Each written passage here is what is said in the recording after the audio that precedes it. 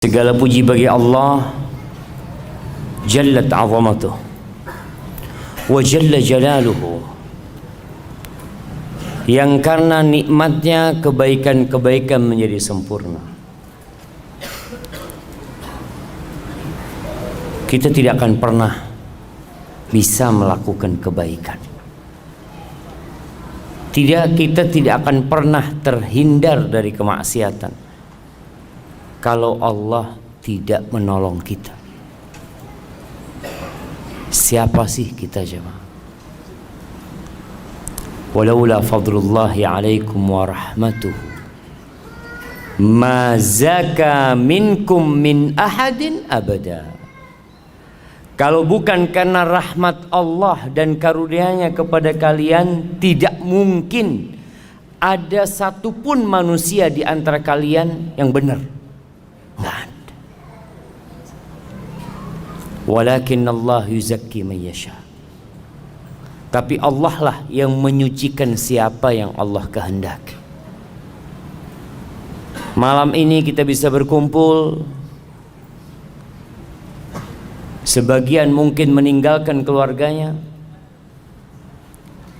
sebagian meninggalkan sedikit kesenangannya untuk datang ke rumah Allah, untuk duduk di tempat ini. Maka pujilah Allah dan bersyukurlah kepadanya. Allahumma a'inna ala dzikrika wa syukrika wa husni ibadatik. Allahumma salli wa sallim wa zid wa barik wa an'im ala sayyidina wa maulana Muhammadin wa ala alihi wa ashabihi wa man ittaba'ahum bi ihsanin ila yaumiddin. Ya Allah, semoga salawat dan salam senantiasa Engkau curahkan kepada hamba kekasih-Mu, kepada baginda Nabi kita Muhammad alaihi salatu wassalam, yang telah mengajarkan kepada kita segala sesuatu yang kita perlukan dalam kehidupan ini. Sampai bagaimana kita masuk toilet, keluar toilet, berada di dalam toilet, itu udah diajarin sama Nabi alaihi salatu wassalam. Sedetail itu Rasulullah SAW mengajarkan kepada kita, jemaah. Karena kita manusia yang bodoh dan penuh dengan kezaliman. Maka sebagai bentuk terima kasih kita adalah memperbanyak salawat buat Nabi alaihi salatu wassalam dan memperjuangkan apa yang sudah beliau sampaikan. Semoga salawat itu bersambung untuk keluarga beliau. Jemaah rahimakumullah, kita nih yang udah keluarga kadangkala dapat godaan dari istri kita. Rasulullah sallallahu alaihi wasallam juga pernah mendapatkan godaan dari istri. Bicara tema kita malam ini, godaan wanita itu dahsyat. Sampai akhirnya Rasulullah sallallahu alaihi wasallam memboikot istri. 9 istrinya tidak ada yang digaulin. Bahkan beliau tidak berkunjung ke rumah mereka. Kenapa? Mereka ribut urusan dunia. Mereka sibuk minta tambahan nafkah. Ada yang istrinya minta tambahan nafkah. Lalu Allah turunkan firman-Nya di surah Al-Ahzab ayat 28-29. Apa kata Allah? Ya ayyuhan nabi, wahai nabi, qul li azwajika, katakan kepada istri-istrimu, in kuntunna turidnal hayatad dunya wa zinataha fata'alain umatti'kunna wa usarrihkunna sarahan jamila. Wahai istri-istriku, dipanggil tuh satu persatu. istri Nabi SAW. Mulai dari Aisyah, ditanya, kalau yang kalian inginkan itu kehidupan dunia, perhiasan dunia, kenikmatan dunia, ya udah, aku akan kasih kepada kalian harta, tapi kita nggak bisa untuk bersama kembali. Aku akan ceraikan kalian dengan perceraian yang indah. Cukup sampai di sini hidup kita, nggak bisa dilanjutkan.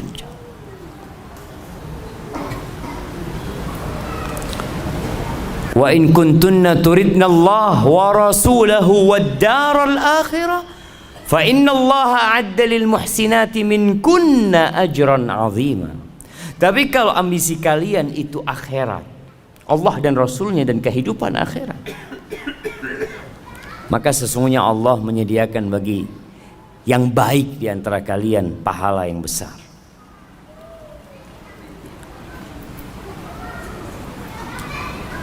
Istri-istri Nabi itu sebenarnya tidak terlalu berlebihan menurut kacamata orang sekarang. Apa sih yang diminta istri-istri Nabi? Mereka itu hidup susah.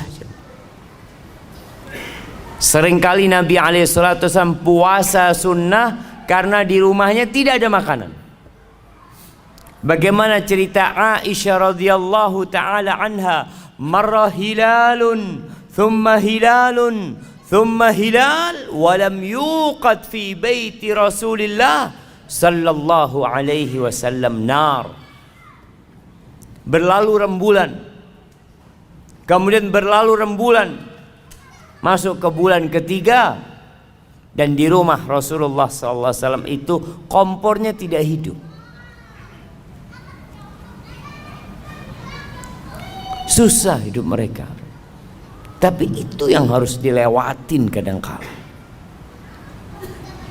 Maka ternyata istri-istri Nabi memilih Allah dan Rasulnya dan kehidupan akhirat. Mereka siap untuk meninggalkan sedikit, nggak banyak jemaah.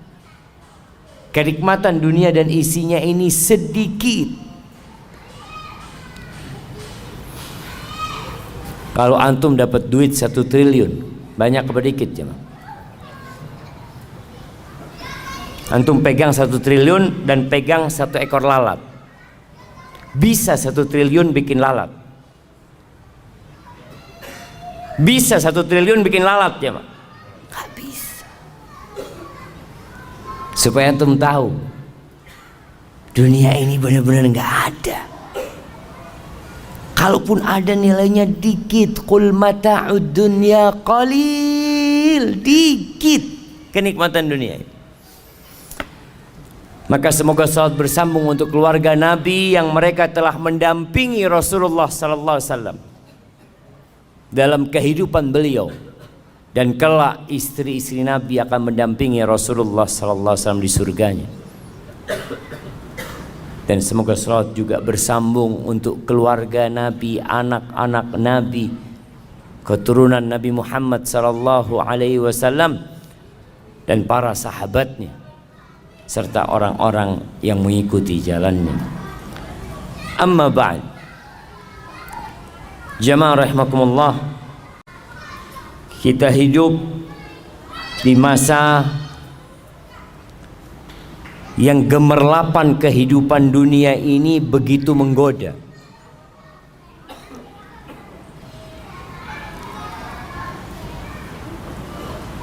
Kerusakan begitu mudah untuk didapatkan. Kemaksiatan yang dahulunya sulit untuk dikerjakan di masa sekarang ini mudah.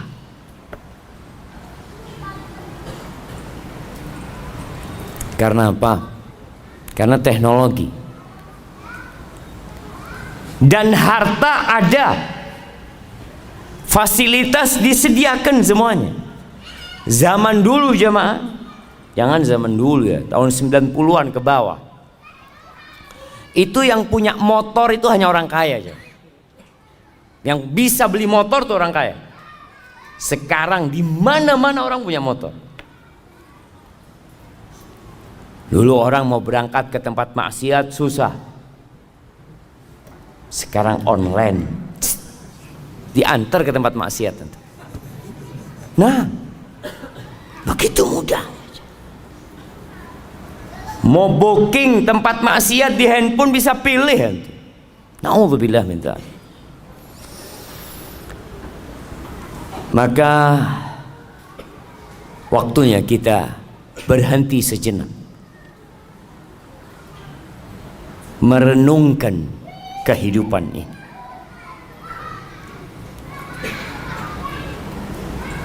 Karena jangan sampai kita baru berpikir tatkala malaikat pencabut nyawa datang mencabut nyawa kita. Kita perlu mengingat, dan kewajiban setiap muslim untuk mengingatkan dirinya, untuk menghisap dirinya, dan mengingatkan orang lain. Tadi imamnya baca surat apa? Nah, surat yang rakaat pertama, Al-Insyiqaq. Apa kata Allah? Ya ayyuhal insanu innaka kadihun ila rabbika kadhan famulaqi. Masya Allah, datang hadiahnya. Anda tadi mau kasih hadiah sama yang jawab cuma kok nggak ada hadiahnya, malu Anda mau kasih hadiah. Nah, apa artinya ayat tadi yang kasih hadiah? Ya ayyuhal insanu, wahai manusia, innaka, sesungguhnya kamu, kadihun ila rabbika kadhan famulaqi. Siapa yang tahu artinya coba? Nah, fadhal berdiri antum. Gak usah ngelihat ke bawah, berdiri aja, berdiri. Kenapa harus ngelihat ke bawah? Nah, fadhal.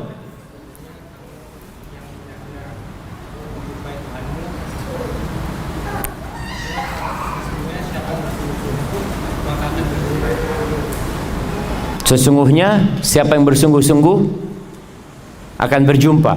Yang enggak bersungguh-sungguh sama semuanya. Innalillahi wa inna ilaihi rajiun. Kasih hadiah enggak apa coba. Kirim ke belakang. Iya. Artinya kita itu bekerja beramal yang pasti kita akan jumpain hasil kerjaan kita. Kita semua menuju Allah Azza wa Jalla, semuanya. Tapi ada yang sampai dan ada yang tidak sampai. Jamaah rahimakumullah, di antara yang menyebabkan manusia itu terlena ada dua hal. Yang pertama, lupa, dan yang kedua malas. Nabi Adam alaihissalam bagaimana terjebak dalam dosa? Apa kata Allah? Walaqad ahidna ila Adam min qabl fanasi walam najid lahu azma. Itu Allah udah kasih perintah kepada Nabi Adam alaihissalam, jangan deketin nih pohon, boleh semua engkau makan kecuali pohon ini. Dan dikasih tahu hati-hati sama setan. Jangan sampai engkau tergoda sama setan. Ini musuhmu. Fanasi, lupa Nabi Adam alaihissalam.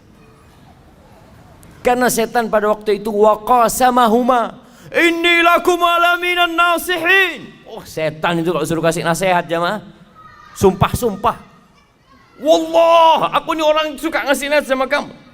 Ini pohon ini kalau engkau makan, engkau akan kekal. Jadi malaikat kau. Lupa Nabi Adam kalau ini musuh, kok percaya sama musuhnya. Walam najid lahu azma. Kita dapatin nggak ada semangat, malas. Ini Allah yang katakan. Akhirnya Nabi Adam turunkan. Maka dua hal ini penyakitnya, lupa dan malas, futur. Ketika seorang lupa, kenapa dia beribadah kepada Allah? Kenapa dia melakukan ketaatan kepada Allah? Maka lupa ini akan mengantar dia kepada kejenuhan. Jenuh antum jenuh. Kenapa sih anak kok datang kajian? Ngaji pulang, sholat, masjid. Males antum akhirnya. Awalnya dari lupa. Oleh karena itu kajian terus diadakan. Khutbah Jumat nggak pernah berhenti. Mengingatkan orang. Cuma yang diingatkan ini datangnya ketika qomat. Gimana mau diingetin jam? Anda melihat di sebagian tempat itu orang udah datang, apalagi kalau karyawan ya di tempat kerja, itu mereka udah keluar dari tempat kerjanya, duduk di luar, nunggu biasanya. Nunggu apa? Nunggu qomat. Maka seringkali anak ini ngomong sama teman-teman, kapan sih kita bisa mendakwain mereka tuh yang lupa? Bisa sampai kepada mereka. Alhamdulillah teknologi membantu. Sekarang bisa promosi video, clips atau ceramah-ceramah pendek itu. Ana ngomong sama bagian admin, tolong dikirimkan ke orang-orang yang nggak ke masjid, yang nggak suka ibadah, itu yang dikirimin. Kalau yang sudah sering ke masjid, sering kajian, jangan dikirimin. Alhamdulillah dia. Karena memang lupa dengan tujuan hidup manusia. Kenapa dia melakukan ketaatan ini? Itu akan membuat kita jenuh dan bosan menjalani kehidupan ini. Antum lihat orang yang nungguin di rumah sakit. Kenapa dia sabar jam? Kenapa ada yang nunggu sampai 2 jam nunggu dokternya? Anak pernah nunggu dokter 2 jam lebih. Berangkat ba'dal maghrib antar anak. Antar istri apa anak? Lupa anak. Kayaknya istri, ya istri. Istri tapi bawa anak gitu. Anak pagi datang ke rumah sakit. Anak ambil janji, tanya nanti jam 7 datang. Anak pikir jam 7 datang langsung masuk jam. Jam 9 masuknya jam. Ternyata jam 7 tuh dokternya baru datang. Apa yang membuat anak bersabar? Karena anak tahu tujuan anak datang ke sini. Anak perlu sama dokternya ini. Ya udah ditungguin. Mau gimana sekarang? Maka kita diperintahkan untuk mengingatkan orang-orang itu. Kenapa sih kita ada di muka bumi ini? Ngapain? Orang kerja dari pagi sampai sore, besoknya kerja lagi, lusa kerja lagi, bertahun-tahun di Angkasa Pura. Antum nggak bosan di Angkasa Pura?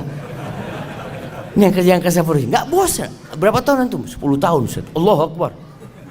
Nggak bosan? Enggak Ustaz. Karena dia tahu dengan tujuan dia berada di tempat ini. Tapi tujuan diciptakan manusia, kadangkala orang lupa. Ahibati fillah, jelaslah Allah mengatakan wa ma khalaqtul jinna wal insa illa liya'budun. Tidaklah aku ciptakan bangsa jin dan manusia kecuali untuk beribadah kepadaku. Ma uridu minhum min rizq wa ma uridu an yut'imun. Aku nggak perlu mereka kerja kasih rezeki sama aku. Aku nggak perlu dari manusia untuk kasih makan kepadaku, kata Allah. Innallaha huwar razzaq dzul quwwatil matin. Sesungguhnya Allah yang maha memberikan rezeki dan dialah yang maha kuat dan maha perkasa. Dan Allah menciptakan isi bumi ini untuk kalian. Huwallazi khalaqalakum ma fil ardi jami'an. Dialah Allah yang menciptakan untuk kalian semua yang ada di muka bumi ini. Ini ayat dijadikan sandaran oleh para ulama bahwa semua yang ada di muka bumi ini hukumnya halal. Boleh, kecuali kalau ada dalil yang mengharamkan. Karena Allah menciptakan semuanya untuk manusia. Untuk manusia jemaah, untuk kita. Artinya Allah memfasilitasi kita, dikasih fasilitas semua untuk apa? Untuk beribadah. Bukan untuk bersenang-senang, enggak. Sebagaimana kalau ada orang bekerja, dikasih fasilitas sama bosnya. Kamu kerja di sini, nah itu ada kolam renang di rumahmu, kita kasih rumah, kasih kolam renang, kasih pembantu. Kemudian di belakang rumahnya ada kolam ikan. Masya Allah. Akhirnya orang ini kerjanya berenang sama mancing. Kira-kira sama perusahaan dipecat nggak tuh orang jemaah? Saya kasih semua itu supaya kamu kerjanya bener gitu loh. Nggak mikirin macem-macem. Tapi jangan akhirnya kerjanya antum berenang mancing, berenang mancing. Itu yang terjadi dengan kebanyakan manusia. Lupa bahwa fasilitas diberikan agar antum beribadah. Mudah antum beribadah, nggak repot. Tapi sekali lagi banyak yang lupa, sehingga kerjanya ya hanya bersenang-senang. Luqman Al-Hakim, ini diriwayatkan Luqman Al-Hakim mengatakan sesuai dengan tema kita hari ini, bi akhiratat bidunyak tarbahhuma jami'an. Kata dia, belilah akhiratmu dengan duniamu. Beli akhirat dengan dunia. Artinya modal kita dunia. Kita kalau bicara alat tukar kita nih dunia. Tukar duniamu dengan akhirat. Engkau akan beruntung dua-duanya. Dapat dua-duanya. Wala tabi' dunyak bi akhiratik takhsarhuma jami'an. Jangan sampai engkau jual akhiratmu untuk mendapatkan kenikmatan dunia. Engkau rugi dua-duanya. La dunia dapat wala akhirat. Rugi dua-duanya. Dan antum bisa melihat orang-orang yang sukses dunia tapi jauh dari ibadah, dapat apa dia? Dapat tua, capek bekerja, dia pikir nanti saya akan menikmatin di akhir hidup. Saya mau capek sekarang. Ya, akhir hidup stroke. Punya moge 7 di rumahnya. Terus katanya mau dinikmatin ini. Ya itu mau dinikmatin gimana kata dia. Punya duit banyak, makan donat nggak boleh. Donat lah. Terus apa? Bubur.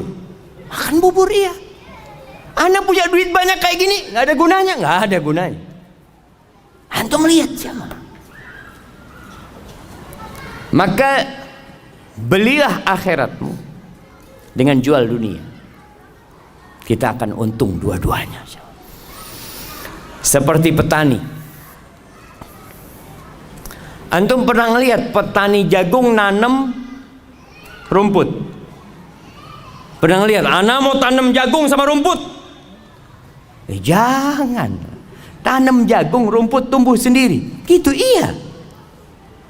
Antum lihat tuh petani jagung ketika tanam apa dia? Jagung.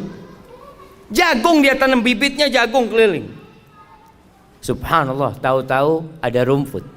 Alhamdulillah dapat rumput, kasih makan buat kambingnya, apanya. Tapi jangan kemudian sibuk antum cari rumput, lupa sama jagung. Ada dulu yang ngasih permisalan, dunia ini seperti orang yang lagi ngelola sawah, macul sawah. Mau tanam padi harus dibajak. Kadang-kala orang lagi bajak sawah ini, masya Allah jemaah, ada belut lewat, alhamdulillah dapat belut. Ada lele keluar, alhamdulillah. Jangan kemudian antum sibuk cari belut, cari lele, antum nggak tanam padi antum. Itu yang terjadi dengan banyak orang. Jadi kenikmatan dunia cuma selingan. Ya, untuk modal ke akhirat. Allah Azza wa Jalla mengatakan tentang manusia ini, setiap Jumat disunnahkan imam sholat Jumat itu untuk membaca surat Al-A'la sama Al-Ghasyiyah. Dua-duanya mengingatkan kita tentang kehidupan dunia. Di surat Al-A'la Allah mengatakan, bal tu'thirunal hayatad dunya wal akhiratu khairu wa abqa. Tapi kalian ini lebih mementingkan kehidupan dunia. Antum lihat tuh orang-orang yang selalu ngomong kita tuh harus seimbang dunia dan akhirat. Lihat realitanya. Apakah dia seimbang dunia dan akhirat? Berapa jam dia cari dunia dan berapa jam dia cari akhirat? Orang tuh bisa duduk di kantornya jamaah dari jam 8 pagi sampai jam 4 sore. Duduk kajian ba'dal maghrib, setiap berapa menit lihat jam. Kok nggak selesai-selesai kajian, subhanallah. Ini baru mulai gitu jemaah. Jadi kalau mau bicara seimbang, antum harus seimbang beneran. Antum cari dunia 8 jam, cari akhirat 8 jam. Bisa? Berat kayaknya Ustaz. Paling enggak yang wajib-wajib aja lah Ustaz, kata dia. Nah, tuh banyak orang yang awalnya ngomong seimbang, terakhir dia wajib-wajib doang sudah jamaah. Padahal kalau urusan kerjaan dunia, lembur dia kerjakan jamaah. Bisa lembur sampai besok, siap. Yang penting ada fulusnya. Gak ada urusan dia jamaah. Siap kajian sampai subuh. Besok kerja Ustaz. Insya Allah. Lembur untuk akhirat itu nggak siap jamaah. Karena apa? Nggak ada fulusnya. Ana izin minum dulu jamaah.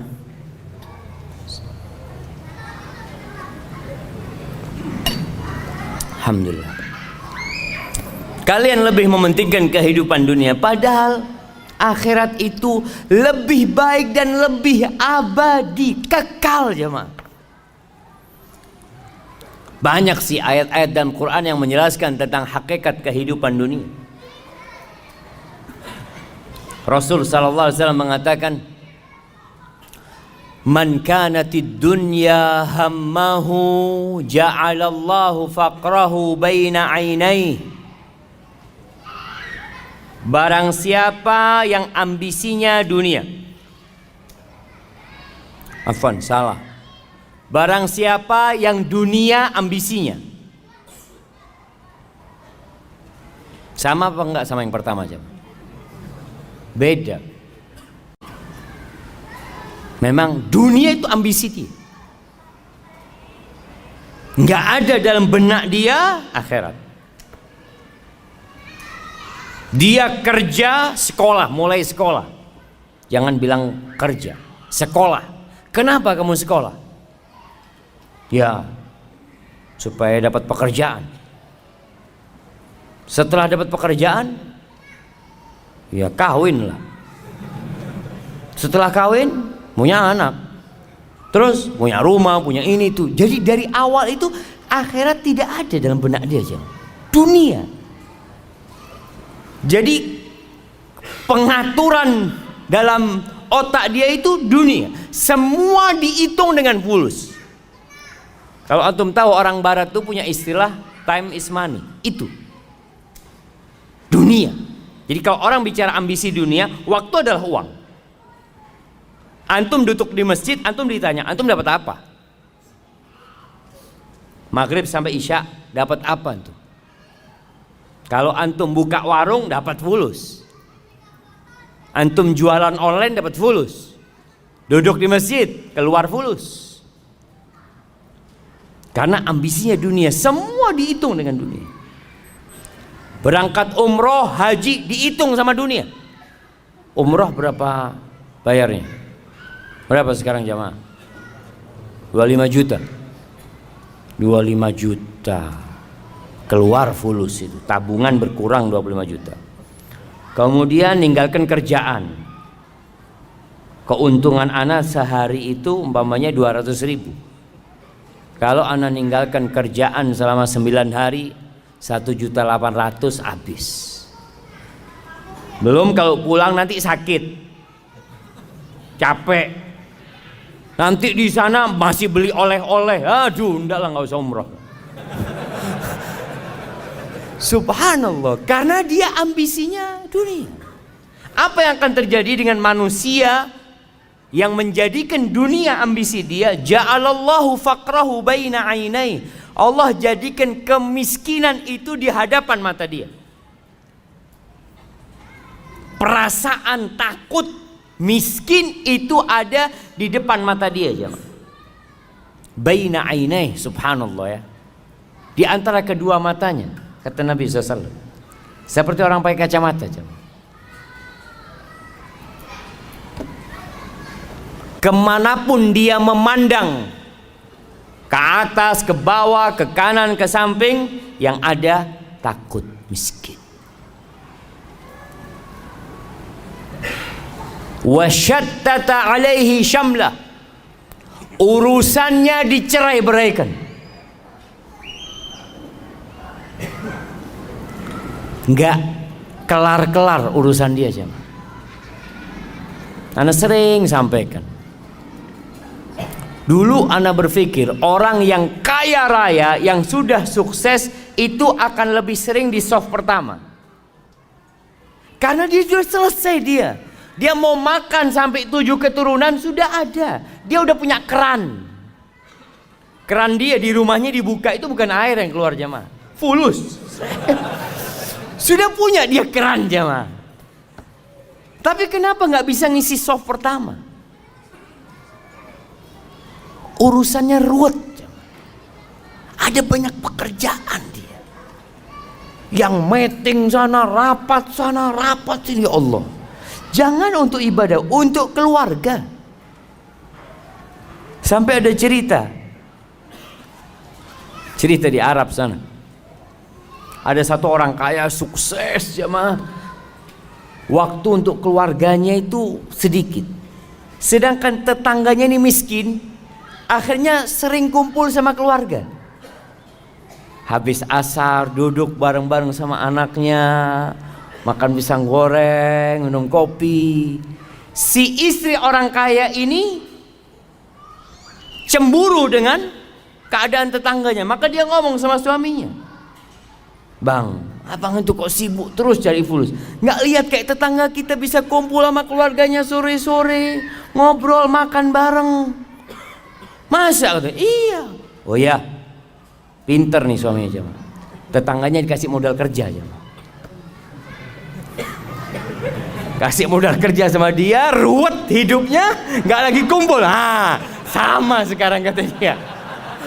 Yang awalnya punya waktu duduk sama keluarganya, nggak ada waktunya sudah, jemaah. Hadi dunia, jemaah. Jadi subhanallah, Allah jadikan urusannya. Karena tetangganya pintar, kasih, "Kamu mau nggak saya kasih modal kerja, nanti kamu bisa lebih kaya, bisa punya rumah, bisa punya mobil ini." Dibuka itu, jemaah. Ya boleh kalau gitu. Hati-hati.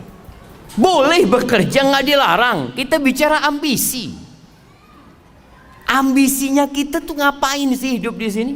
Ambisi antum kerja itu ngapain? Kalau dunia nggak akan pernah rampung urusan antum. Antum lihat jemaah haji kita lebih banyak yang tua daripada yang muda.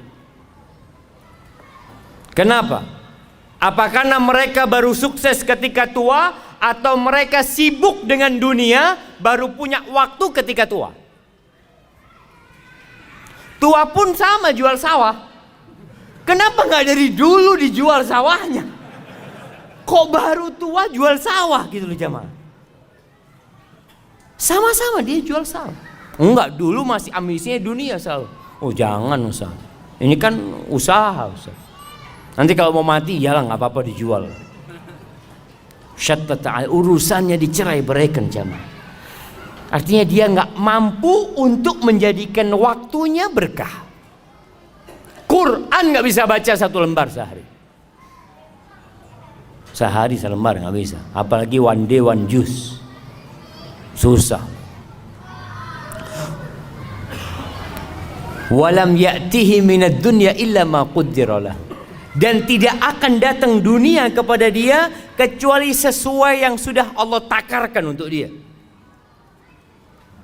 Artinya dia tetap kondisinya sama walaupun kerjanya lebih keras. Kan orang berpikir semakin kerja keras semakin banyak hasilnya. Tetap yang dimakan 1 piring. Apakah kalau orang banyak duitnya makan jadi 3 piring? Malah jemaah, orang yang miskin tuh makannya lebih banyak. Antum pernah ngelihat restoran-restoran yang bebas milih apa sendiri, bakar-bakar sendiri? Kenapa letaknya di mal-mal besar? Coba di pinggir jalan. Coba buka pinggir jalan ya. Yang beli orang-orang miskin, tutup 2 hari dia. Karena orang miskin ini kalau makan Masya Allah langsung dia. Tapi orang kaya itu kan makan hanya seninya kata dia, sambil bakar-bakar. Aduh kata orang miskin, nggak usah seni-seni, ini perut lapar kata dia. Nah subhanallah, artinya semakin kaya makannya semakin sedikit ternyata jangan. Allahu Akbar ya. Dan kita tahu apa kata Nabi SAW ketika manusia mengatakan Mali, Mali, hartaku, hartaku. Kata Nabi SAW, walaysa laka min mal. Kau tahu hartamu yang mana? Ma akalta, yang kau makan, itu hartamu. Kemudian kau buang jadi kotoran. Wa ma labista, yang kau pakai kemudian usang, itu hartamu. Wa ma tasaddaqta fa abqait, yang kau sedekahkan kemudian engkau simpan. Kalau yang ada di rumahmu yang kau tinggalkan itu punya ahli waris, punya orang, itu bukan milikmu. Maka kadang-kala orang kerja capek bukan buat dirinya. Beda dengan yang ambisinya akhirat. Sama kerja, sama-sama sekolah, mungkin satu bangku sama antum, mungkin satu kantor sama antum. Mungkin orang ini tiap hari bareng masuk kantor, jamnya sama, pulangnya sama. Bedanya apa? Beda ambisi dia. Ambisinya dia akhirat. Siapa yang akhirat ambisi dia, ja'alallahu ghinahu fi qalbih, Allah jadikan kekayaan buat dia di hatinya jemaah. Kaya dia jemaah. Ada kotak amal sodakoh dia. Si fulan gak pernah sodakoh itu. Kenapa? Aduh ada kebutuhan buat anak-anak masuk rumah sakit, ini itu macam-macam, subhanallah. Yang fulan karena akhirat ambisi dia punya rezeki sedikit, dia sedekah. Kaya dia walaupun tidak punya apa-apa. Wa jama'a lahu syamla. Urusannya Allah sederhanakan buat dia. Allah mudahkan urusan dia. Allahu Akbar jamaah. Hidupnya tentram. Nggak harus kaya. Kalau bicara hidup bahagia, nggak harus kaya. Apakah antum pikir orang kaya orang yang paling bahagia? Enggak juga. Apakah engkau pikir orang yang terkenal artis itu orang yang paling bahagia? Enggak, banyak artis bunuh diri. Banyak. Antum nggak lihat orang-orang sukses ada yang matinya misterius. Di negeri kita banyak orang-orang yang dianggap public figure narkoba. Karena dia mendapatkan kedamaian itu jemaah. Tapi kalau ambisinya akhirat, Allah apa? Urusannya Allah sederhanakan. Nasi sama tempe zen buat dia. Alhamdulillah. Kenapa? Karena alhamdulillah kata Nabi SAW, bihasab ibni Adam luqaimat yuqimna biha sulba. Kata Nabi itu cukup anak Adam ini beberapa suap yang punggungnya bisa tegak, selesai. Nggak macam-macam hidup ini. Yang penting punggung tegak, bisa ibadah, bisa kerja, alhamdulillah. Wa atathu dunya wa hiya raghimah. Dan orang ini dunia itu datang kepada dia dalam posisi dipaksa, dunia datang kepada dia. Dia nggak punya ambisi dunia, datang tuh fulus jemaah. Kau tahu ngetok rumah dia, assalamualaikum. Alhamdulillah ada rizki buat dia. Subhanallah. Ahibati billah. Permisalan dunia ini dikatakan oleh Nabi SAW. Nabi pernah berkata kepada seorang sahabat, namanya Dhahhak bin Sufyan Al-Kilabi radhiyallahu anhu.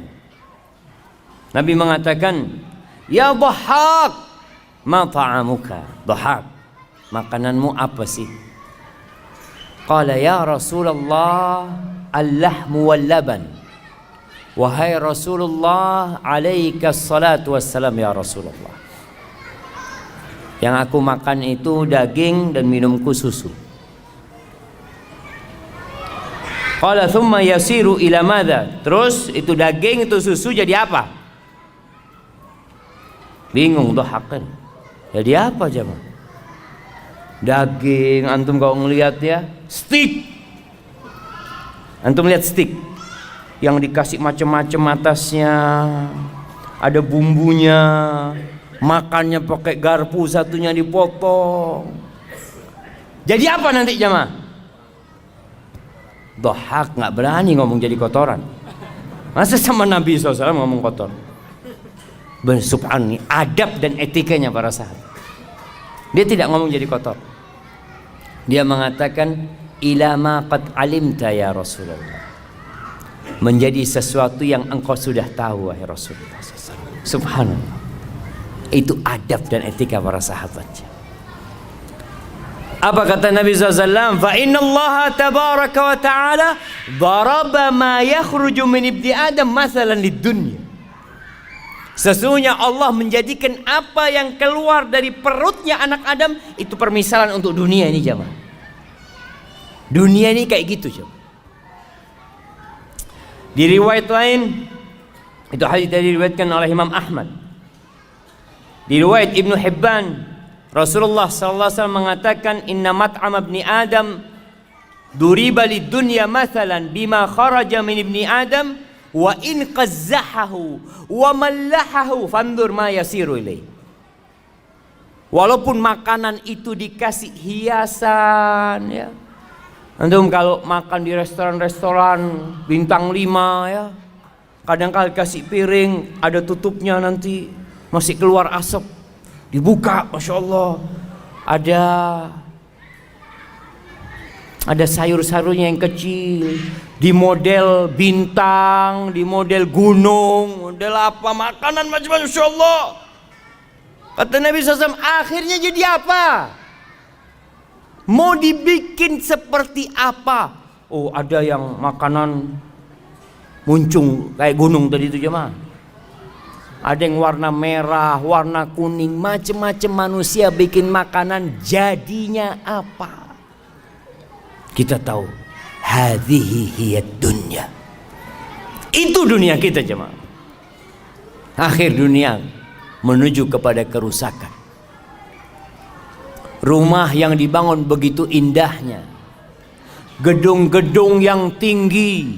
Di Jakarta antum lihat gedung-gedung itu modelnya macam-macam. Ada yang model pena, ada yang model kotak, ada yang bulat. Nanti jadi apa jemaah? Jadi debu yang berterbangan jemaah.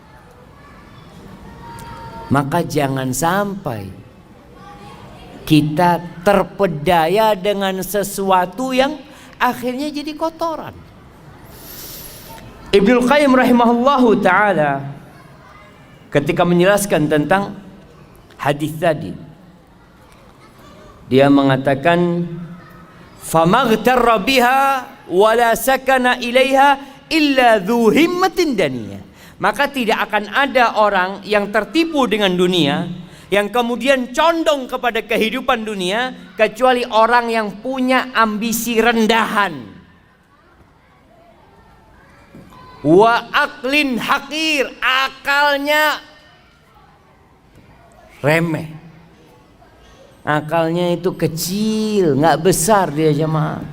Wa qadrin khasis, ya sudahlah, dia itu nggak mampu melihat sesuatu sesuai dengan hakikatnya, salah perhitungan. Maka nanti ketika mati baru akan menyesali semua itu. Hasan al-Basri rahimahullahu ta'ala mengatakan, man arafa rabbahu ahabbahu. Barang siapa yang mengenal Allah pasti cinta sama Allah. Pasti cinta sama Allah. Bagaimana tidak? Allah itu Ar-Rahman Ar-Rahim, Al-Malik Al-Quddus, As-Salam, Al-Mu'min, Al-Muhaimin, Al-Aziz, Al-Jabbar, Al-Mutakabbir. Gimana kita gak akan cinta sama Allah Azza wa Jal, sedangkan kehidupan kita berasal darinya, semua yang kita makan berasal darinya. Masya Allah. Dibuka 5 menit ke waktu Isya, insyaallah. Siap jemaah, kita sholat Isya dulu ntar lagi. Sampai mana kita? Anak soalnya bukanya salah barusan jemaah, jadi bismillah. Alhamdulillah. Orang yang kenal sama Allah akan cinta sama Allah. Tapi kenapa banyak manusia kok malas beribadah kepada Allah? Susah dia untuk sholat ke masjid, diteriakin hayya ala salah, hayya ala falah, karena mereka nggak kenal sama Allah. Antum tuh, kalau ada orang duduk di sebelah antum, antum nggak kenal sama dia, lagi nungguin di bandara duduk, antum sibuk mungkin baca-baca atau WA ya. Setelah itu antum dikasih tahu, mas, yang di sebelah kamu itu, iya siapa? Wakil presiden. Loh, wakil presiden, ya Allah, assalamualaikum pak, ahlan. Baru antum jadi menghormatin dan menghargain dia, karena antum dikasih tahu, antum kenal. Itu manusia biasa. Atau siapalah, antum makan di warung, ada orang datang mau duduk di sebelah antum, dalam hati kecil antum, ya Allah, ini orang nggak tahu adab, tempat udah sempit, duduk sini. Kasih tahu, mas, yang di sebelahnya itu gubernur Jakarta. Subhanallah. Assalamualaikum pak. Baru senyum antum. Maka dikatakan tak kenal maka tak sayang. Betul. Banyak kita nggak kenal sama Allah. Kalau ada orang yang ngasih sama antum rumah, ngasih sama antum mobil, ngasih sama antum istri dan anak, Masya Allah, bagaimana penghormatan antum sama orang itu? Dipanggil antum, ditelepon, bulan antum datang ke sini, siap. Padahal antum lagi makan, aduh bismillah lah berangkat sudah, ditinggal makanannya. Karena yang manggil siapa? Yang ngasih antum semuanya. Gimana dengan Allah Azza wa Jalla? Itu kata Hasan Basri, yang kenal sama Allah dia akan cinta sama Allah. Wa man arafa dunya zahida fiha. Yang kenal sama dunia dia akan zuhud sama dunia. Yang kenal sama dunia, tahu dengan hakikat dunia. Maka antum lihat bagaimana Rasulullah SAW, beliau orang yang paling kenal sama dunia.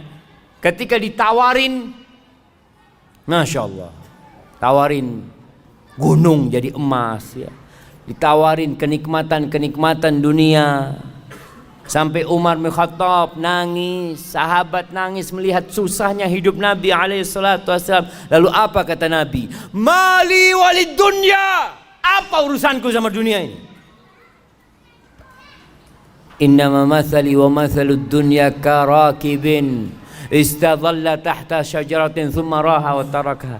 Pemisahanku sama dunia ini seperti orang yang sedang berkendaraan, kemudian berhenti di rest area. Kita lihat, kalau dulu berhenti di bawah naungan pohon, orang naik onta panas berhenti di bawah naungan pohon, Kira-kira berapa lama di bawah naungan pohonnya? Sebentar, terus mau ditinggal. Antum pernah lihat orang di rest area bangun rumah? Rest area bangun rumah, anak. Pak, ngapain di sini Pak, kata dia. Kita cuma lewat, kita mau ke Bandung. Oh iya, nggak jadi dia. Kalau kita kenal sama dunia, kita akan zuhud dengan dunia. Sebagaimana Rasulullah SAW mengajarkan kepada kita. Tapi jemaah, kayaknya kita sholat dulu. Nah, insyaallah kita lanjutkan setelah sholat. Jadi setelah sholat nanti kita langsung kajian. Ba'diyahnya ditunda selesai sholat. Selesai sholat setelah kajian atau di rumahnya nanti jemaah. Hadza wallahu a'lam bissawab.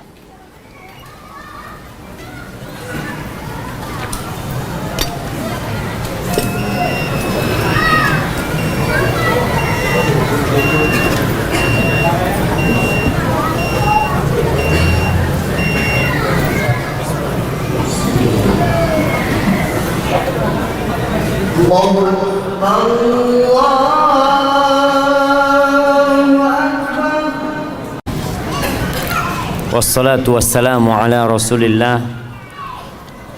Amma ba'd. Kembali kepada dunia kita yang memang kita masih hidup di dalamnya. Sebagian orang-orang pergi dan tidak pernah kembali. Al-Imam Ibnu Qayyim memisalkan dunia dengan ucapannya, ad-dunya kamra'atin baghi. Dunia ini seperti wanita pelacur. La tathbut ma'a zawjin wahid. Dia tidak akan tetap dengan satu orang. Dia akan berpindah-pindah. Lihatlah rumah yang kita miliki. Dulu punya siapa? Lihatlah posisi jabatan yang kita dudukin. Dulu siapa yang duduk di jabatan itu? Antum bisa ngelihat tuh. Orang-orang yang menjabat, dulu menjabat, setelah itu turun ganti yang lainnya, nanti ganti yang lainnya. Dan engkau pun yang sedang duduk akan digantikan dengan yang lainnya. Hadhihi ad-dunya. Seperti wanita pelacur yang tidak akan tetap dengan satu orang. Ibnu Abbas radhiyallahu taala anhu mensifatin dunia kita dengan ucapannya, awwaluha ana. Awal dunia ini kesusahan, susah. Antum lihat orang-orang yang susah, yang sekarang sukses, bagaimana proses dia meraih kesuksesannya. Dulu menjadi ini, terus naik jabatannya, terus sekolah lagi, terus bertugaskan di sana, kemudian dapat jabatan yang lebih bagus, terus wa akhiruha fana. Akhirnya habis. Jadi kelelahan dia itu habis ya, Pak. Awalnya kelelahan, akhirnya habis. Bukan kenikmatan. Halaluha hisab wa haramuha iqab. Yang halal antum akan dihisab. Antum makan halal, kerja capek halal, dihisab. Bener nggak kerjaan antum? Berkaitan dengan harta halal yang kita dapatkan, kita akan ditanya dua hal. Dari mana dapatnya? Kemana engkau belanjakan? Wa haramuha iqab. Jelas yang haram antum akan dihukum. Ayyuma lahmin, daging manapun, kata Nabi SAW, nabata min suhtin fannaru awla bihi. Daging mana aja yang tumbuh dari hasil yang haram, neraka lebih pantas tempatnya buat dia. Man istaghna biha futin, yang kaya terfitnah dengan hartanya. Yang punya harta banyak terfitnah dia. Kadangkala sampai merasa nggak perlu sama Allah Subhanahu wa taala. Na'udzubillah min dzalik. Innal insana la yatgha ar-ra'ahu istaghna. Kalla inna ila rabbika ruj'a. Orang tuh benar-benar melampaui batasnya, melakukan tindakan-tindakan yang konyol. Kapan? Ketika merasa cukup dia, udah kaya. Wa man iftaqar ilaiha hazin. Yang merasa perlu sama dunia akan hidup penuh dengan kesusahan dan kesedihan. hidupnya sedih terus. Melihat temannya beli mobil, anak kapan beli mobil? Melihat temannya menikah, ya Allah, ini teman sudah istri kedua, anak satu belum dapat. Insya Allah. Dunia. Wa man sa'alaha fatatuh, yang berusaha untuk mendapatkannya akan kehilangan dunia itu. Tadi ketika ambisinya dunia itu akan kehilangan. Na'a anha wa man na'a anha atathu. Bahkan yang menjauh dari dunia, dunia itu akan datang sama dia. Wa man nazara ilaiha a'mathu. Barang siapa yang melihat kepada dunia dengan pandangan yang penuh dengan kesukaan kepada dunia ini, maka dia akan jadi buta, lupa dengan halal haram. Segala cara dia gunakan untuk mendapatkan dunia. Waman basra biha basratu, tapi yang berusaha untuk melihat dunia dengan pandangan yang sebenarnya, maka dia akan tahu dengan hakikat dunia. Jamaah rahimakumullah, ketika perang Uhud, para sahabat kalah, sempat menang, kemudian dikalahkan oleh musuh-musuhnya. Walaupun orang-orang musyrikin tidak berhasil menghabisi Rasulullah Sallallahu Alaihi Wasallam dan para sahabatnya, tapi banyak sahabat yang meninggal dunia. Apa sih penyebabnya? Subhanallah. Allah menyebutkan di surat Ali Imran ayat 152,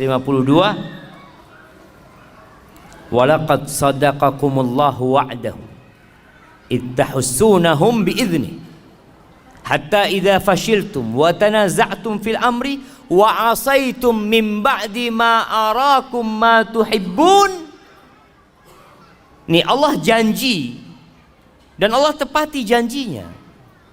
Bagaimana Allah berikan kemenangan kepada para sahabat ketika perang Uhud. Di awalnya Allah berikan kemenangan, tapi tatkala mereka gagal melaksanakan perintah Nabi Muhammad SAW, mereka bertikai. Ketika pasukan pemanah yang diperintahkan untuk tetap berada di tempat mereka, mereka mengatakan, mereka ribut di antara mereka sendiri. Udah, kita ngapain di gunung sini? Kita udah menang tuh. Tuh harta rampasan perang. Kita bantuin umat Islam, para sahabat yang lain untuk ngumpulin harta rampasan perang. Wa asaitum min ba'di ma arakum ma tuhibbun. Apa kata Allah? Minkum man yuridud dunya wa minkum man yuridul akhir. Di antara kalian ada yang ambisinya dunia dan ada yang ambisinya akhirat. Tsumma sarafakum anhum liyabtaliyakum.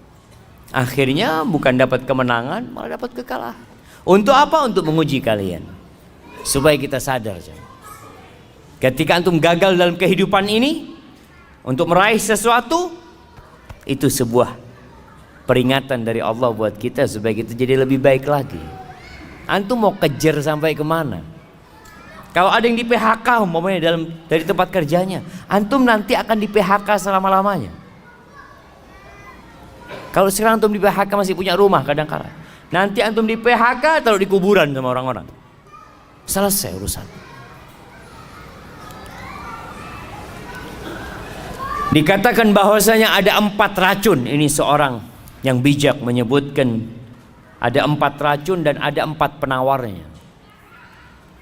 Orang tuh kalau dikasih tahu tentang racun, dikatakan ini racun nih. Kalau kau makan ini bahaya, bisa gatal, bisa apa, tapi ini ada penawarnya. Ada 4 racun dan setiap racun itu memiliki penawar. Yang pertama dunia. Dunia ini summun qatil, racun yang mematikan. Wa tiryaquha az-zuhdu fiha. Penawarnya itu zuhud di dunia.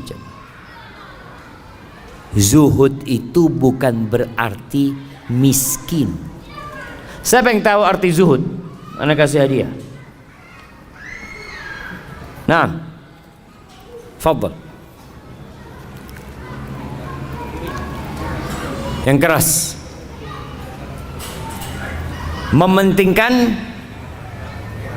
Mementingkan kehidupan akhirat. Baik.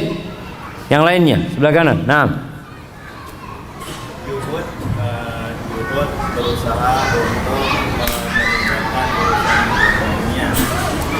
Zuhud berusaha untuk meninggalkan urusan dunia. Nggak kerja maksudnya.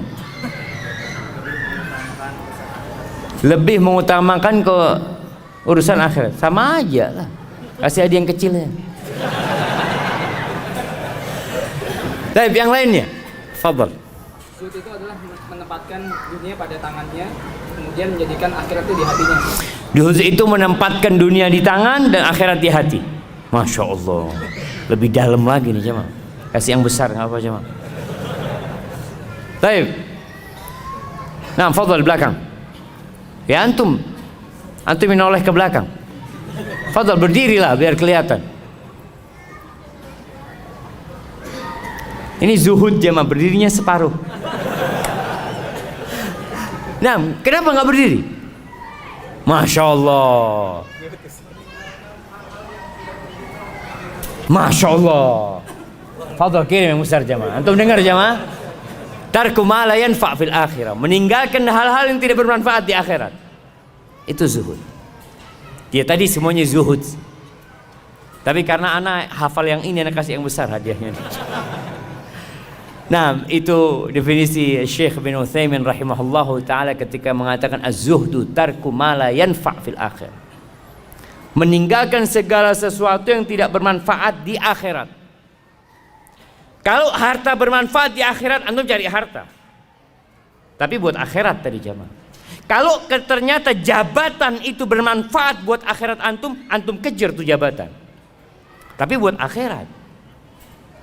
Anak kayaknya Ustaz mau jadi ketua DKM masjid Ustaz. Antum jangan ambisi jabatan, bukan. Anak kalau jadi ketua DKM masjid, insya Allah anak makmurkan masjidnya. Artinya dia berusaha untuk meraih sesuatu yang bermanfaat buat akhirat dia, bukan buat dunia. Itu zuhud jamaah. Namun banyak yang memahami zuhud itu miskin, ya bajunya compang-camping. Enggak jamaah. Bisa jadi orang itu Masya Allah dirut sebuah perusahaan, tapi dia zuhud. Bahkan ada orang-orang yang kaya raya nggak wajib zakat jamaah. Kaya raya nggak wajib zakat karena duitnya tiap bulan disodakohkan, sehingga pas penghitungan zakat nggak ada yang mau dizakati, belum sampai nisabnya. Barakallahu fikum.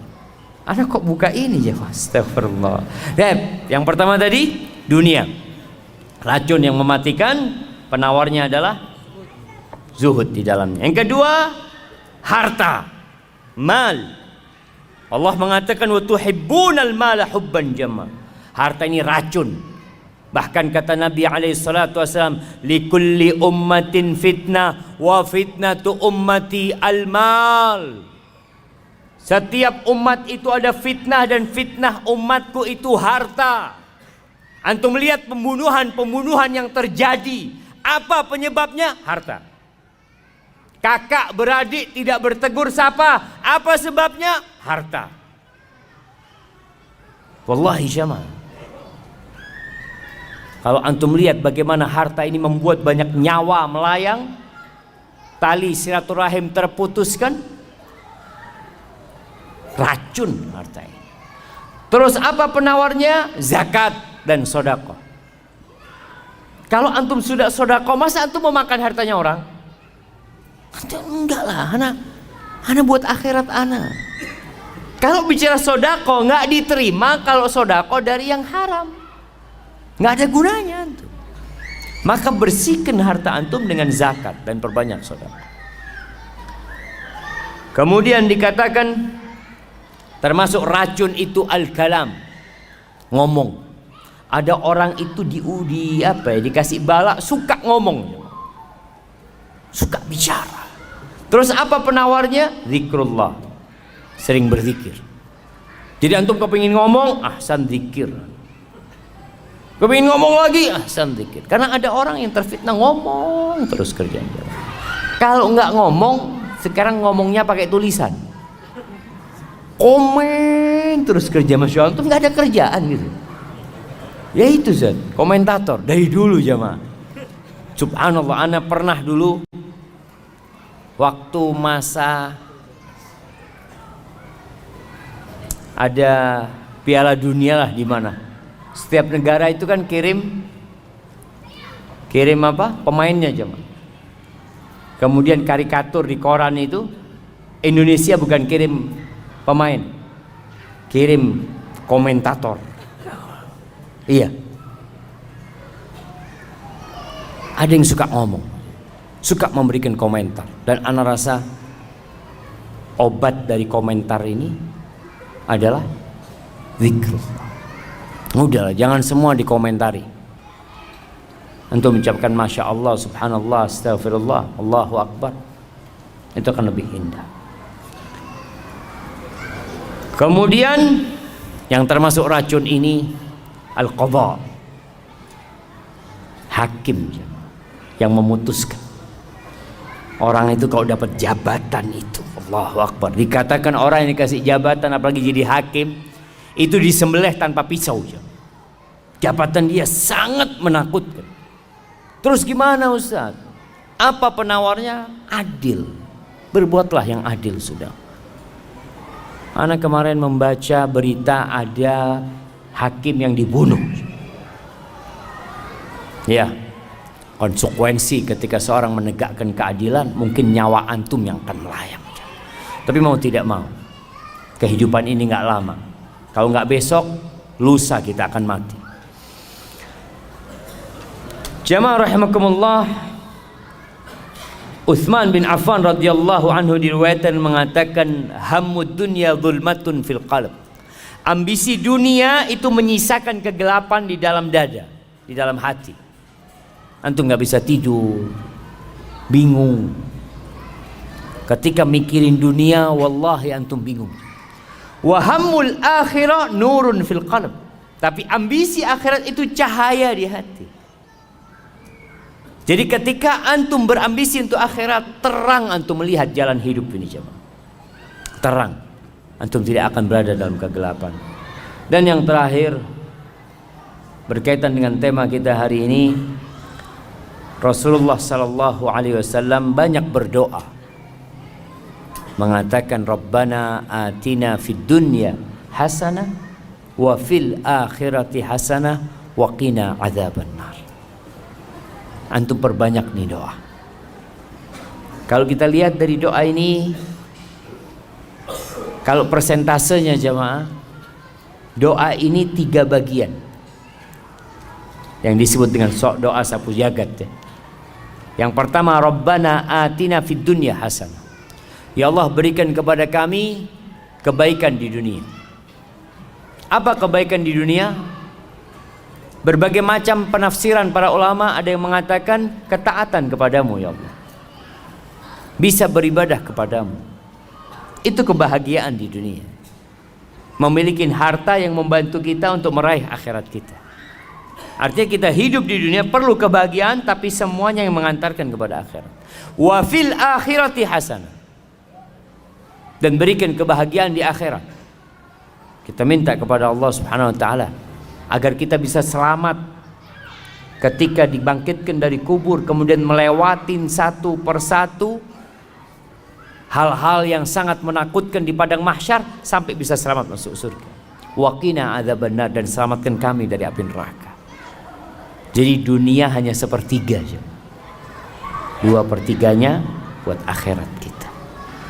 Jadi kalau ada orang yang mengatakan ya kita harus seimbang dunia, kalau kau bisa seimbang Masya Allah.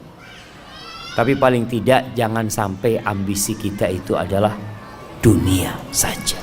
Silahkan bekerja, silahkan mengais rezeki, silahkan mengumpulkan harta, tapi tetap semuanya untuk akhirat antum. Dan ketika ambisi antum akhirat, dunia akan ikut. Antum akan dapat anak-anak yang soleh, istri yang soleha, keluarga yang sakinah, mawaddah, penuh dengan rahmat. Allahu Akbar. Baik, kita masuk ke sesi tanya jawab. Masya Allah.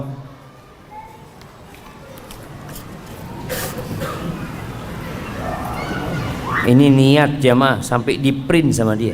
Apa sekarang ada print yang bisa dibawa ke masjid? Hah? Belum ada jemaah. Printer bisa dibawa ke masjid. Assalamualaikum Ustaz. Waalaikumsalam. Ani mau tanya Ustaz. Di satu sisi kita nggak boleh pede dengan amal dan dosa kita. Bisa saja amal kebaikan kita tidak diterima oleh Allah dan dosa kita belum diampuni meskipun sudah beristighfar misalkan. Tapi di satu sisi kita harus husnudzon kepada Allah. Itu bagaimana Ustadz menyikapi dua sisi yang berbeda ini? Syukran, jazakumullah khairan. Masya Allah jemaah. Pertanyaan yang sangat indah. Iya. Jadi kalau bicara dua sisi yang berbeda, kita tuh husnudzon sama Allah, suudzon sama diri kita. Husnudzon gimana? Allah itu tidak ingkar janji. Allah tuh maha pengampun, Allah tuh baik, Allah tuh maha indah. Tapi akunya yang belum benar. Kalau tadi sholat, sholat mungkin ana riya sholatnya, mungkin belum khusyuk sholatnya, ana sudah istighfar tapi ana kayaknya ngulangin lagi dosa tersebut. Jadi inilah yang harus ada dalam hamba. Allah ketika menyebutkan tentang orang-orang yang soleh, apa kata Allah? Yad'unana raghaban wa rahaba wa kanu lana khashi'in. Mereka itu terus berdoa, beribadah kepada kami dalam posisi harap-harap cemas. Jadi kondisinya dia berharap, nggak boleh putus asa. Tapi dia juga nggak boleh GR dengan amalan dia. Tetap dia cemas, takut amalnya nggak diterima, takut di dalam amalannya ada sesuatu selain Allah Azza wa Jalla. Jadi posisinya antum tetap berharap kepada Allah dan cemas dengan amalan antum yang mungkin belum sempurna. Oleh karena itu, selesai sholat kita baca apa? Astaghfirullah. Minta ampun sama Allah SWT. Ketika antum dengar ayat wa man yattaqillah yaj'al lahu makhrajan wa yarzuqhu min haitsu la yahtasib. Barang siapa yang bertakwa kepada Allah, Allah akan kasih solusi buat dia. Dan Allah akan kasih rizki dari arah yang tidak disangka-sangka. Lalu dia mengatakan, Ustaz, ana ini sudah hijrah, sudah sholat di masjid, sholat malam, kok rizki masih sempit. Oh, ini suudzon sama Allah. Seakan-akan kok janjinya Allah nggak datang. Jangan. Antum harus terus mengatakan, ya Allah, mungkin aku belum pantas mendapatkan, ya Allah, mohon maaf lagi ya Allah. Sampai sebagian ulama mengatakan istighfaruna yahtaju ilal istighfar. Istighfar kita itu perlu istighfar jemaah. Kita udah istighfar, masih perlu istighfar lagi. Karena mungkin istighfar kita belum dari hati. Maka seperti itu yang dimaksud, kita husnudzon sama Allah tapi suudzon sama diri sendiri. Hadza wallahu a'lam.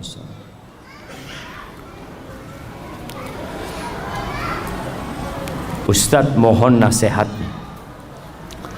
Bagaimana sikap kita dengan sudah bolehnya jam pulang kantor? Dengan sudah bolehnya jam pulang kantor, tetapi belum bisa pulang karena khawatir dengan pimpinan di kantor dianggap tidak loyal. Bahkan di kemudian hari disindir-sindir jika pulang lebih awal sesuai jam kantor. Syukran Ustaz, jazakumullahu khairan. Dan nasihat untuk pemimpin tersebut Ustaz. Barangkali beliau hadir juga.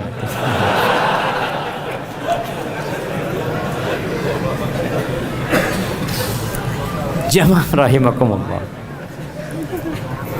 Ya, kalau kita bicara jam kerja, ya udah, laksanakan tugas kita dengan baik sampai jam kerja usai, antum boleh pulang. Tapi ada yang namanya ihsan. Ihsan itu berbuat baik yang lebih dari tugas kita. Artinya kalau memang antum kerja 5 jam, kemudian ada kerjaan yang belum selesai, padahal antum udah boleh pulang sebenarnya. Tapi anda selesaikanlah. Tapi jangan karena bos, tapi karena Allah Azza wa Jalla. Innallaha yuhibbu idza amila ahadukum amalan ayyutqinahu. Allah tuh suka kalau seorang di antara kalian beramal untuk menyempurnakan pekerjaannya.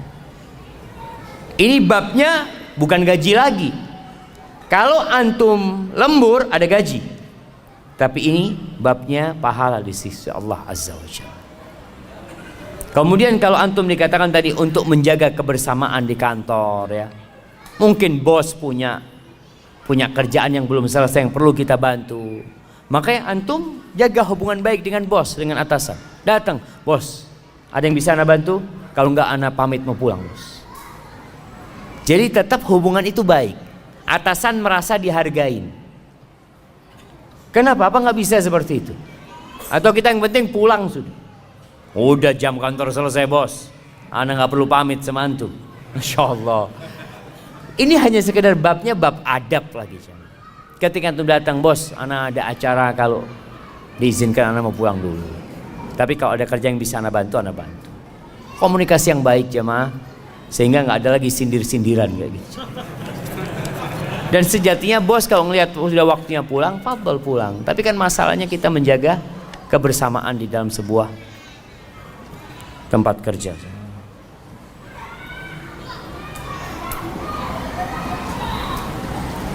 Assalamualaikum Ustaz. Saya seorang penanggung jawab di toko dan dari manajemen menyuruh wajib memasang aksesoris pernak-pernik Natal di toko yang saya pimpin. Apa sikap yang harus saya lakukan? Jazakallahu khairan. Ahibati fillah. Kita ini hidup di negeri yang beragam agamanya. Dan alhamdulillah keberagaman itu bukan hal yang baru di dalam Islam. Di kota Madinah pun Masya Allah, Rasulullah SAW bertetanggaan bukan dengan orang Nasrani, tapi dengan orang Yahudi yang terkenal permusuhannya dan kedengkiannya kepada umat Islam. Tapi saling menghargai. Namun kalau urusannya ibadah, ini urusannya dengan ibadah mereka, maka kita hendaklah tidak ikut-ikutan dalam peribadatan mereka. Karena ini urusan dengan akidah, keyakinan. Natal itu merayakan hari kelahiran anak Tuhan. Sedangkan kita mengatakan Qul huwallahu ahad, Allahu samad, lam yalid wa lam yulad wa lam yakul lahu kufuwan ahad. Maka para ulama berbincang tentang hal bolehkah kita ikut serta merayakan. Merayakan itu macam-macam. Salah satunya dengan tadi membuat sebuah, ya kalau bicara pasang aksesoris yang mengingatkan kalau ini memang adalah menyambut hari Natal mereka. Yang Nasoro silahkan yang Nasoro mengadakan, membuat hal itu. Tapi yang Muslim la jam. Karena kita diajarin sama Allah, lakum dinukum waliyadin. Dulu jemaah, orang-orang musyrikin itu kebingungan bagaimana menghadang derasnya arus orang masuk Islam. Kebingungan mereka. Dan orang-orang yang masuk Islam itu nggak bisa keluar dari Islam. Yang benar Islam. Di masa Nabi Muhammad SAW, Abu Sufyan ditanya, adakah orang Islam? Yang tanya siapa? Raja Romawi, Herakles. Adakah orang yang masuk Islam kemudian keluar karena benci sama agamanya? Benci sama agamanya? Nggak ada. Nggak ada. Bilal disiksa seperti itu, nggak keluar dari Islam. Sumayyah dibantai, disiksa sampai mati, nggak keluar dari Islam. Khabbab bin Ard dibakar jemaah, dibakar di atas api sampai kering punggungnya itu, mati itu arangnya. Dan dia nggak keluar dari Islam. Bingung orang-orang musyrikin. Kata Herakles mengatakan kadzalikal iman idza khalatat basyashatuhul qulub. Iman tuh kalau sudah bercampur dengan relung-relungnya hati nggak bakal keluar. Kalau yang murtad itu memang belum masuk ke dalam iman. Orang-orang musyrikin kebingungan menghadapi kaum muslimin. Akhirnya dia datang kepada Nabi Muhammad SAW menawarkan, gimana? Kita daripada ribut-ribut, sudahlah. Kami sembah Tuhanmu setahun, tahun depan kamu sembah Tuhan kami. Mereka tuh nggak cinta sama Tuhan mereka. Mereka siap untuk tukar-tukaran Tuhan. Iya. Kalau orang beriman, kata Allah, walladzina amanu asyaddu hubban lillah. Orang beriman lebih cinta kepada Allah daripada kecintaan orang-orang musyrikin kepada Tuhan-Tuhan mereka, sehingga mereka siap bergonta-ganti Tuhan. Sedangkan kita langsung turun firman Allah, qul ya ayyuhal kafirun la a'budu ma ta'budu wala antum abiduna ma a'bud wala ana abidum ma abadtum wala antum abiduna ma a'bud lakum dinukum waliyadin. Bagimu agamamu, bagimu agamaku. Wa in kadzabuk faqul li amali wa lakum amalukum antum bari'una mimma amal wa ana bari'un mimma ta'malun. Aku berlepas diri dari kerjaan kalian dan kalian berlepas diri dari kerjaan kami loh. Kita nggak sama. Karena muncul sekarang suara-suara yang mengajak semua agama sama. Nggak sama, jemaah. Jangan disamakan. Kita hidup beragam, kita toleransi. Kita menghargai non-muslim, monggo. Jangan sampai ada lagi bom-bom gereja seperti yang terjadi beberapa tahun yang lalu. Nggak ada, jemaah. Islam menghargai mereka beribadah selama mereka tidak memerangin, bertetanggaan dengan mereka. Mereka punya anak, kita ucapkan selamat, nggak apa-apa. Antum kasih hadiah, kasih oleh-oleh buat anaknya, kasih pakaian, ini toleransi. Tapi kalau anaknya Tuhan yang lahir, enggak. Iya jemaah, kita katakan enggak. Afwan, akidah ana mengatakan Allah itu ahad, lam yalid walam yulad, jelas. Kalau antum yang punya anak, anak kasih hadiah, anak ucapkan selamat. Itu Islam seperti itu. Kemudian ada orang, oh enggak toleransi. Anak ingatkan, baca sejarah sampai hari ini, siapa sebenarnya yang mengajarkan toleransi kepada dunia? Siapa sebenarnya? Dan siapa yang sebenarnya intoleransi? Andalusia, bukti toleransi dan intoleransi. Spanyol itu bukti toleransi dan intoleransi. 800 tahun umat Islam ada di sana, orang-orang Nasara hidup damai, aman, dan tidak dipaksa masuk Islam. Tidak dipaksa masuk Islam. Dan orang-orang Nasara di dalam negeri Islam tidak dipaksa pakai bajunya umat Islam, enggak. Bahkan mereka harus pakai baju khusus. Engkau pakai bajumu, pakai atributmu, tunjukkan atributmu yang memang diperbolehkan. Jadi nampak ada perbedaan jemaah. Ada muslim, ada non muslim. Nggak dipaksa, oh kamu non muslim harus pakai bajunya umat Islam, harus pakai peci apa? Enggak. 800 tahun umat Islam di sana, orang-orang Nasara hidup damai. Hanya dalam hitungan beberapa tahun, nggak sampai 10 tahun mungkin jemaah, Ratu Isabella dan Raja God menguasai Andalusian. Tidak ada satupun muslim di Spanyol. Imam mereka dibunuh dan dibanteng, tidak mau masuk Nasara, atau mereka diusir, atau mereka masuk ke dalam agama mereka. Itu gambaran toleransi dan intoleransi. Berangkatlah antum ke Palestina, lihat bagaimana toleransi umat Islam sejak Umar bin Khattab menerima kunci Masjidil Aqsa. Umar terima tuh kunci Masjidil Aqsa. Orang-orang Nasara hidup damai. Selesai mereka hidup damai di sana. Orang-orang Yahudi hidup damai. Mereka berhak ibadah sesuai dengan agama mereka. Tapi ketika kaum salibis masuk ke Palestina, itu ceritanya orang Nasara sendiri yang melihat peperangan itu ya. Itu darah sampai ke tengah betis ya. Anak-anak disembelih, dilemparkan dari menara-menara Masjidil Aqsa. Tahun 400-an Hijriah kejadian itu. Kenapa sih kok hilang toleransi itu? Ya kalau engkau berkuasa menang ya silakan. Seperti yang dilakukan umat Islam ketika menang Nasara, dipersilahkan untuk beribadah. Dan berbeda ketika Salahuddin Al-Ayyubi kembali menguasai Masjidil Aqsa. Apakah dia balas dendam, dibunuh kembali itu anak-anak orang Nasara? Lah. Jangan anak-anak orang Nasara, pemimpin kaum salibis. Dia suruh pulang, fadhal kau pulang. Dan subhanallah jemaah. Maka kalau bicara toleransi, Islam mengajarkan toleransi. Kalau ada mungkin oknum umat Islam yang melakukan ya pengrusakan, dia tidak mengatasnamakan Islam. Pribadi dia. Tapi ingat, kita jaga kebersamaan kita di negeri ini. Kita tunjukkan bahwa Islamlah yang mengajarkan toleransi. Dan semoga Allah Azza wa Jalla menjadikan kita orang-orang yang menegakkan agamanya. Hadza wallahu a'lam. Ustaz, bagaimana dengan ambisi jabatan? Karena dengan jabatan bisa memperoleh gaji besar agar bisa pergi haji dan umroh. Masya Allah. Kalau ambisinya haji dan umroh, tafadhal. Tapi jangan sampai setelah dapat jabatan beli motor baru antum.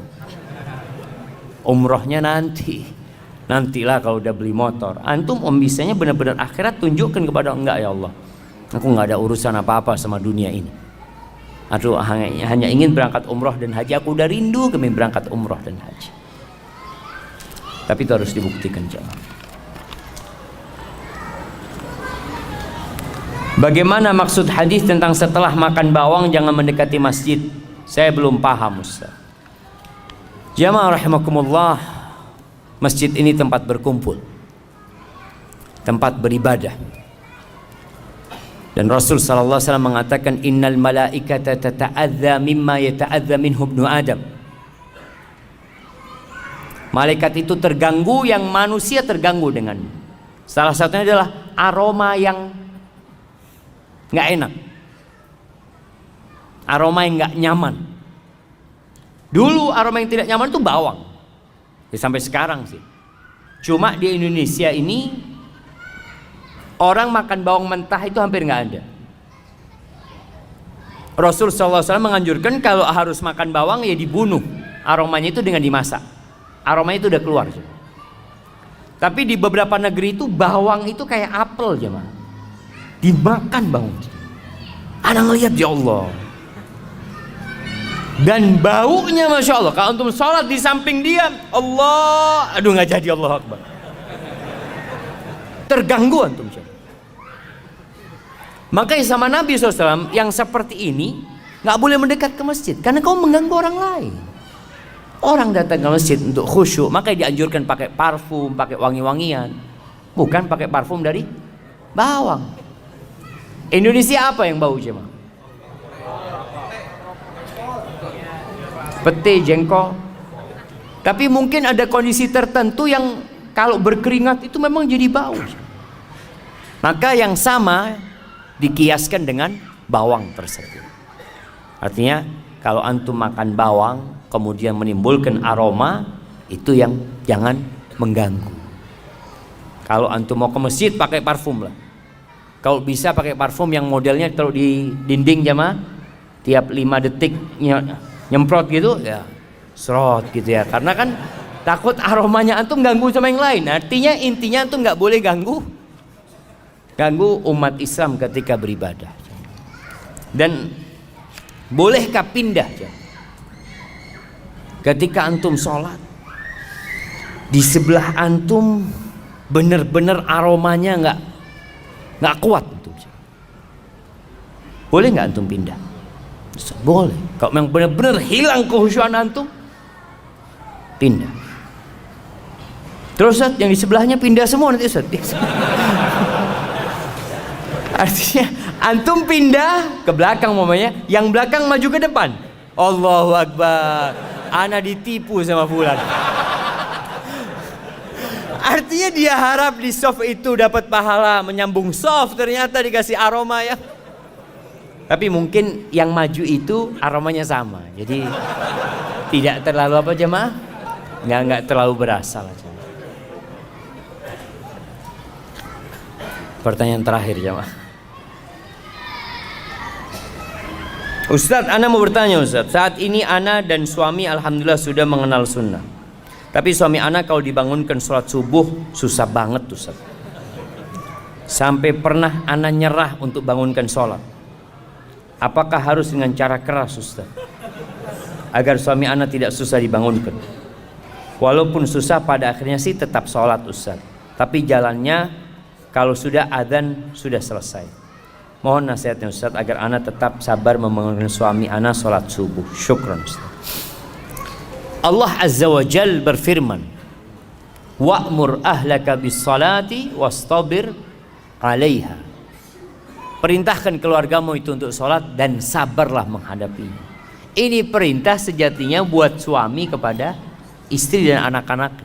Karena dia pemimpin, dia yang tanggung jawab. Tapi apakah kalau istri melihat suaminya tidak sholat kemudian dia diamkan? Enggak. Ada bab namanya watawasau bil haq, saling mewasiatkan dalam kebenaran dan kebaikan. Bahkan Rasul SAW menceritakan tentang seorang istri yang membangunkan suaminya untuk sholat malam. Yang kalau suaminya nggak mau bangun, dia percikan air. Tinggal sekarang bagaimana membuat suami bangun subuh. Kadangkala suami nggak bisa bangun karena tidurnya terlalu malam. Ada sebabnya. Maka sebabnya inilah yang dihilangkan. Yang kedua, mungkin ada cara yang lebih elegan bangunkan suami. Bikinkan kopi. Bang, cium nih bang. Aduh, ayo bang minum bang. Minum bangun, tidur lagi insya Allah enggak lah. Artinya tetap dengan adab dan etika. Ada seorang ustadz cerita. Ustadz ini cerita di Jogja kejadian. Ada seorang, ya sama nih suami istri. Suaminya susah dibangunin subuh. Istrinya ini jago karate. Suatu hari karena udah jengkel jemaah, digampar suami jemaah. Itu langsung bangun suami jemaah, nggak pernah lagi kalau istrinya bangunin, bang langsung bangun dia. Tapi nggak boleh jemaah, dosa yang seperti itu jemaah. Kita tetap dengan cara yang baik, jangan ditiru gitu loh, seperti itu. Ana mohon maaf jemaah, banyak pertanyaan yang tidak bisa dijawab. Mudah-mudahan lah antum bisa tanyakan kepada ustadz yang lainnya. Itu yang bisa Anda sampaikan pada kesempatan kali ini. Apabila benar yang Anda sampaikan itu dari Allah Azza wa Jal, kalau ada yang salah dan kurang berkenan, itu dari diri Anda pribadi. Allah dan Rasul yang terbebaskan dari kesalahan itu. Subhanakallahumma bihamdika asyhadu an la ilaha illa anta astaghfiruka wa atubu ilaik. Assalamualaikum warahmatullahi wabarakatuh.